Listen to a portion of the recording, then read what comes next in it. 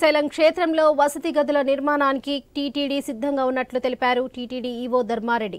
శ్రీశైలంలో జరుగుతున్న మహాశివరాత్రి బ్రహ్మోత్సవాలకు టీటీడీ దేవస్థానం నుంచి శ్రీశైల బ్రహ్మరామ మల్లికార్జున స్వామివార్లకు పట్టు వస్త్రాలు సమర్పించారు. అనంతరం శ్రీశైలం ఈవో పెద్దిరాజు, ఆలయ చైర్మన్ చక్రపాణిరెడ్డి స్వామి అమ్మవార్ల జ్ఞాపికను టీటీడీ ఈవోకు అందజేశారు.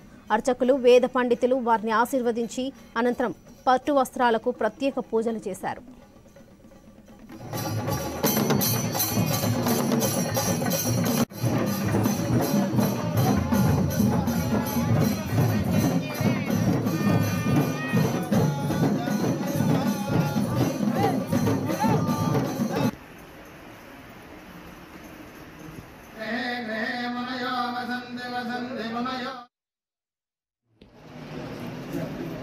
ప్రతి శివరాత్రి సందర్భంగా తిరుమల శ్రీవారి ఆలయం నుంచి శ్రీ వెంకటేశ్వర స్వామివారి వస్త్రాన్ని మల్లికార్జున స్వామివారికి ప్రజెంటేషన్ చేయటువంటి ఆనవాయితీ ఎన్నో సంవత్సరాలుగా వస్తుంది.